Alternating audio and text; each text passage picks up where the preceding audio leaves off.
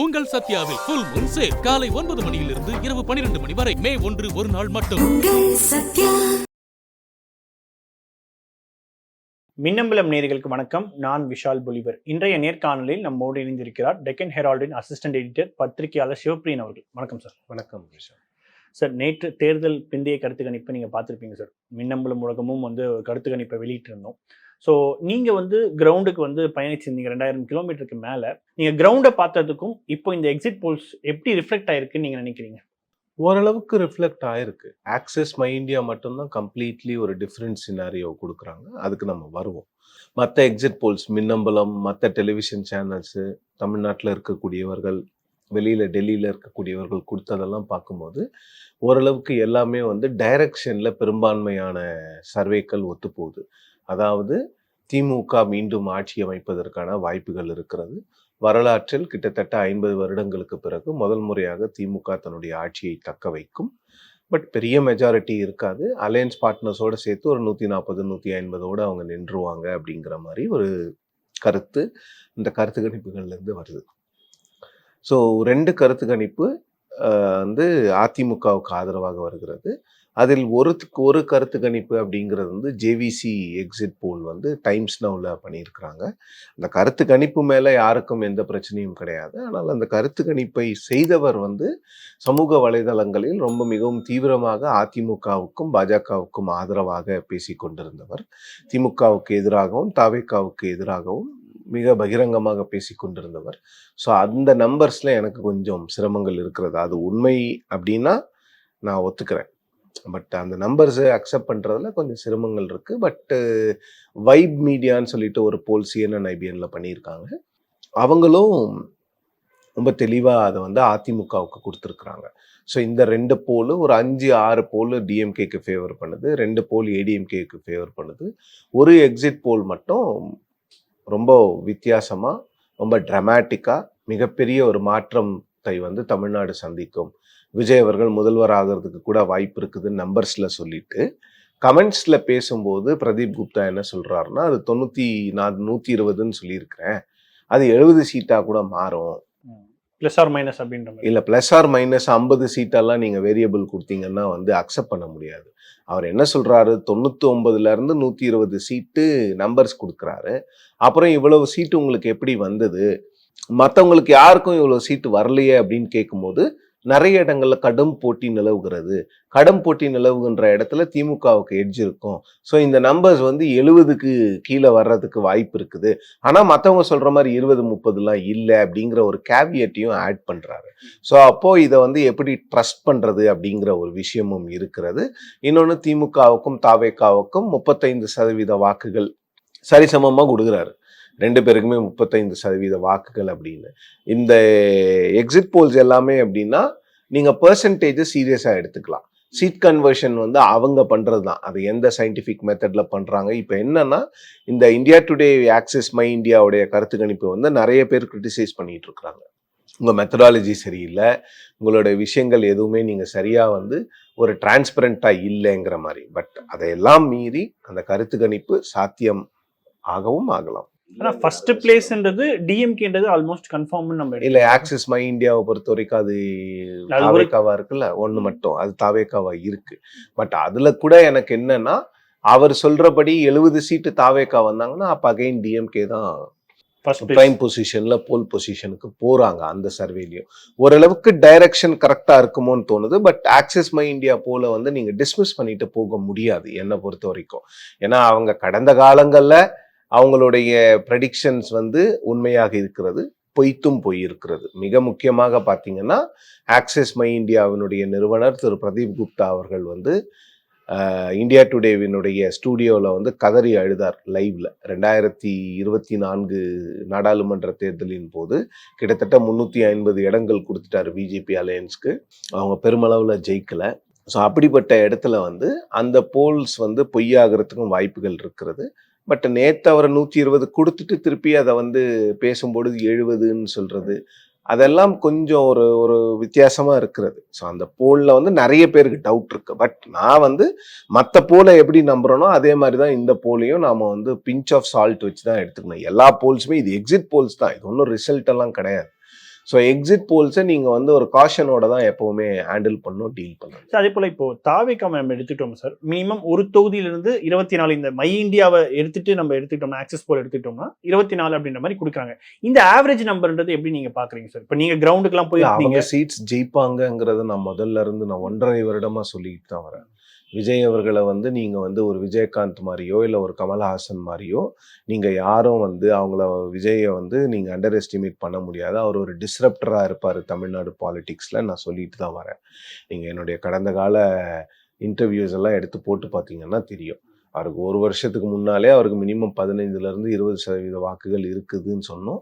அதன் பிறகு இப்போது ஃபீல்டுக்கு போயிட்டு வரும்பொழுது அந்த வாக்கு சதவீதம் அதிகமாவதற்கான வாய்ப்புகள் இருக்குதுங்கிறத நான் பதிவும் பண்ணியிருக்கிறேன்.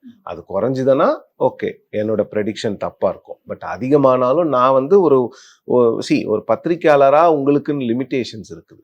நீங்கள் வந்து ஒரு செஃபாலஜிஸ்ட் மாதிரி நீங்கள் வந்து சீட் கன்வர்ஷன்லாம் கொடுக்க முடியாது. டைரக்ஷன் எந்த பக்கம் இருக்குதுங்கிறத மட்டும்தான் கொடுக்க முடியும்.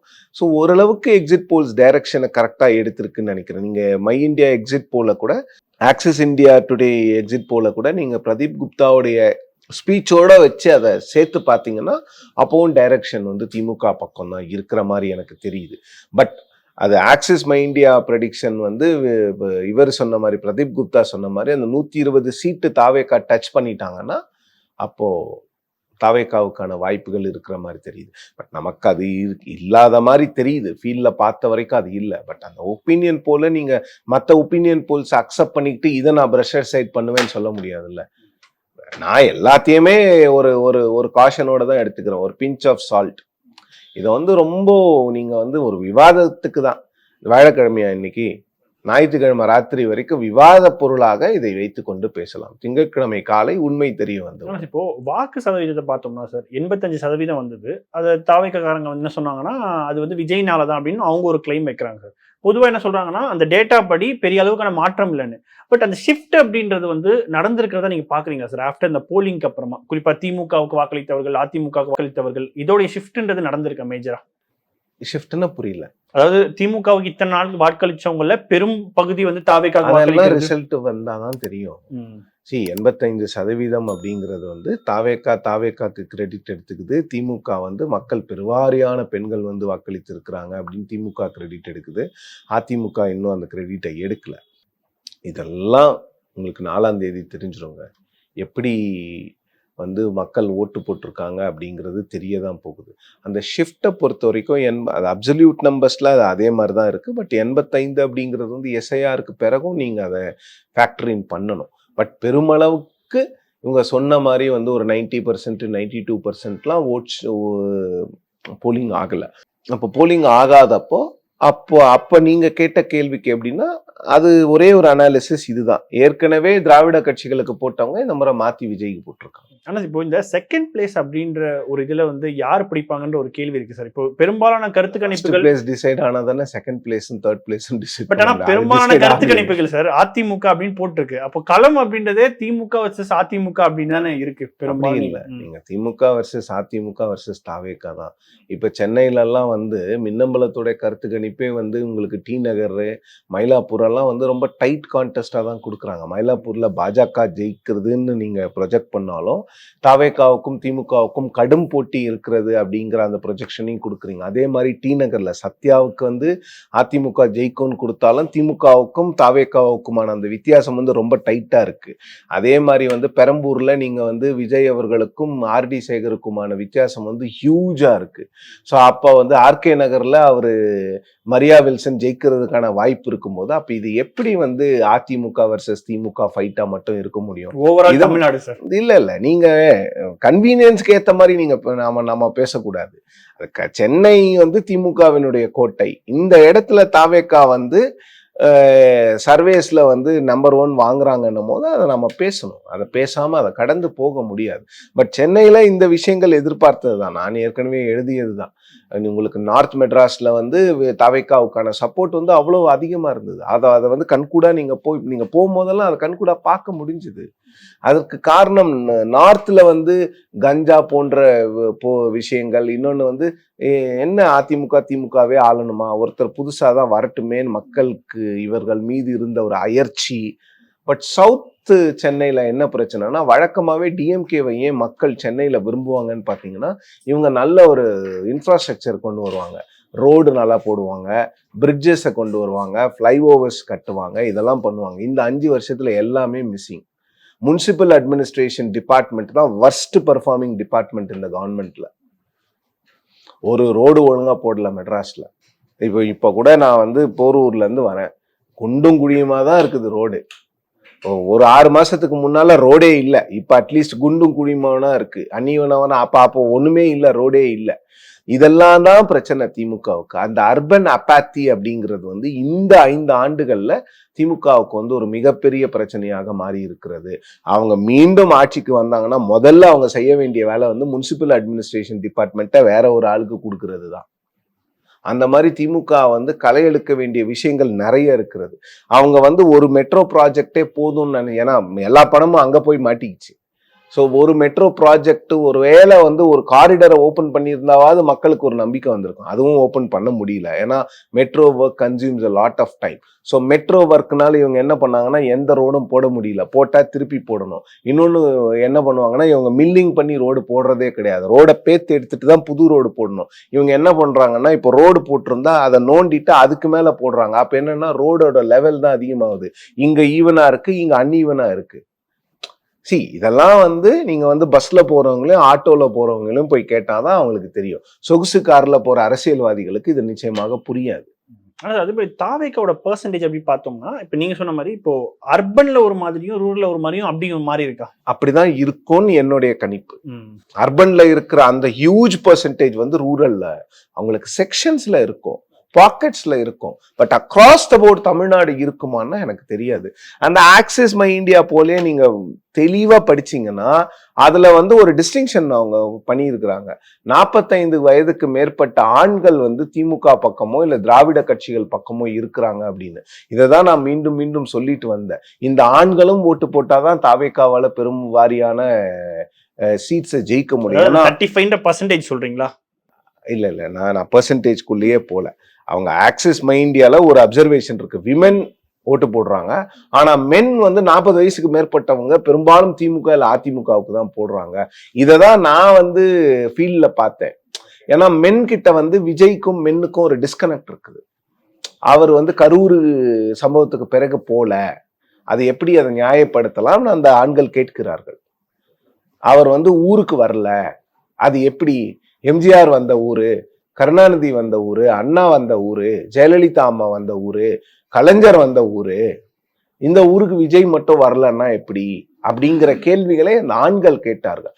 பெண்கள் வந்து இலகிய மனமுடையவர்கள், அவங்களுக்கு வந்து வரட்டுமே, ஒரு புதுசா ஒரு தம்பி, ஒரு ஒரு ஒரு மாற்றம் தான் வரட்டுமே அப்படிங்கிற மாதிரி ஒரு எண்ணத்தில் பெண்கள் வந்து வாக்களித்திருக்கலாம். பட் ஆண்கள் வந்து பெருவாரியாக இந்த மாதிரி ஒரு விஷயம் இருந்ததை நான் பார்க்க முடிஞ்சது. பட் இதுதான் நடக்கும், ஆண்கள் ஓட்டே போடல விஜய்க்குலாம் நான் சொல்ல மாட்டேன். அந்த மாதிரி நான் சொல்றதுக்கு வந்து என்கிட்ட டேட்டாலாம் கிடையாது. நான் பார்த்ததுல எனக்கு வந்து ரொம்ப ஸ்ட்ரைக்கிங்கா இருந்தது வந்து அதே வீட்டுல ஒய்ஃப் ஓட்டு போடுறாங்க, ஹஸ்பண்ட் வந்து நான் போட மாட்டேங்கிறார். 40 வயசுக்கு 45 வயசுக்கு மேற்பட்டவங்க. இது நிறைய இடங்கள்ல பார்த்தேன். நான் டெல்டால பார்த்தேன், டெல்டாலேயே தஞ்சாவூர்ல பார்த்தேன், மன்னார்குடியில பார்த்தேன், அப்புறம் பாபநாசத்துல பார்த்தேன், அதன் பிறகு மதுரையில பார்த்தோம். நான் தூத்துக்குடி மீனவ கிராமங்கள்லயே நான் போய் பார்க்கும்போது பெண்கள் வந்து விஜய் அவர்களுக்கு வாக்களிப்பதற்கு ஓரளவுக்கு யோசிச்சுட்டு இருந்தாங்க. ஆனா ஆண்கள் வந்து ரொம்ப தெளிவா, நாங்க ஒண்ணு விஜய்க்கு வாக்களிப்போம் இல்ல வாக்களிக்க மாட்டோம் அப்படிங்கிறதுல ரொம்ப தெளிவா இருந்தாங்க.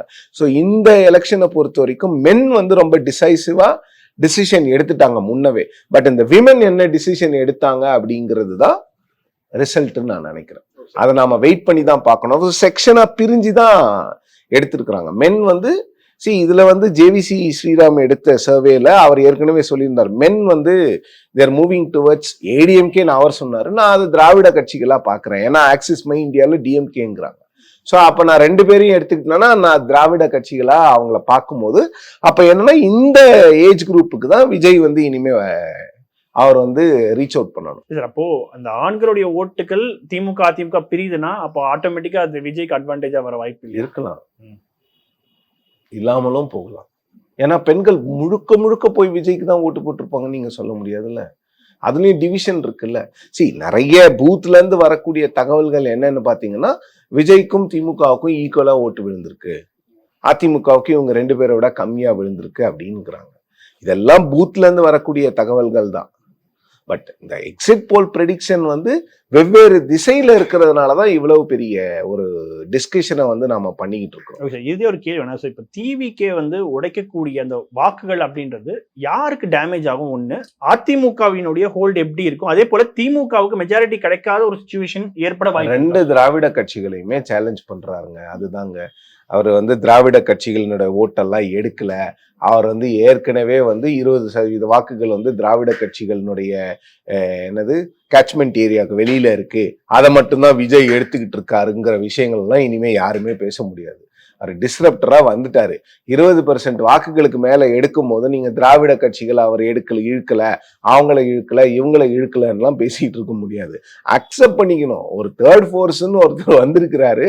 அவர் தேர்ட் ஃபோர்ஸ்ங்கிறது நான் இன்னைக்கு தெளிவா சொல்ல முடியும். அவர் செகண்ட் ஃபோர்ஸா ஃபர்ஸ்ட் ஃபோர்ஸாங்கிறது தேர்தல் சொல்லும், தேர்தல் முடிவுகள் சொல்லும். பட் அவர் திராவிட கட்சிகளை வீக்கெண்ட் பண்றாரு. அவர் பண்ணணும்னு நினைக்கிறாரோ இல்லையோ, மக்களுக்கு வந்து இந்த 2 திராவிட கட்சிகளே இருக்கணுமா, 3வது ஒரு ஃபோர்ஸ் வரட்டுமே. அவரும் இதே அரசியல தானே பேசுறாரு, அவரும் தமிழ்நாட்டுக்காரர் தானே, அவரும் தமிழ் தானே பேசுறாரு, அவர் வந்துட்டு போட்டோமே, ஒரு மாற்றம் சார் அப்படிங்கிறாங்க. இந்த மாற்றம் அப்படிங்கிற வார்த்தையை தான் நான் தமிழ்நாடு முழுக்க கேட்டேன். அத மாற்றம் அப்படிங்கிற வார்த்தையை வச்சு நான் ஒரு ஸ்டோரி எழுதும் போது அதுக்கு பாராட்டுகளும் வந்தது, அதுக்கு வந்து வசைகளும் வந்தது. அது பத்திரிகையாளருடைய ஒரு நார்மல் லைஃப், அதுக்கெல்லாம் பிரச்சனை கிடையாது. பட் மாற்றம் அப்படிங்கிற வார்த்தை வந்து எங்கு சென்றாலும் எதிரொலித்தது. அந்த வார்த்தை விஜய் மற்றும் மாற்றம், இந்த வார்த்தை வந்து தமிழ்நாடு முழுவதும் என்னோடு திமுக அதிமுகவோடு சேர்ந்து பயணித்தது. அது என்ன வருங்கிறது 24ஆம் தேதி நமக்கு தெரியும். பட் தமிழ்நாடு அரசியலில் தவிர்க்க முடியாத சக்தியாக விஜய் மாறிவிட்டார் அப்படிங்கிறது மட்டும் இந்த தேர்தல் முடிவு வராமலே சொல்ல முடியும். நிச்சயமாக தொடர்ந்து பேசுவோம். இன்னும் சில நாட்கள் தான் இருக்கு தேர்தல் முடிவுகளுக்கு. உங்கள் நேரத்துக்கும் கருத்து பதிவுக்கும் மிக்க நன்றி சார். நன்றி விஷால். உங்கள் சத்யாவில் ஃபுல் மூன் சேல் காலை 9 மணியிலிருந்து இரவு 12 மணி வரை மே 1 ஒரு நாள் மட்டும். மின்னம்பலம்.com தமிழின் முதல் மொபைல் பத்திரிகை.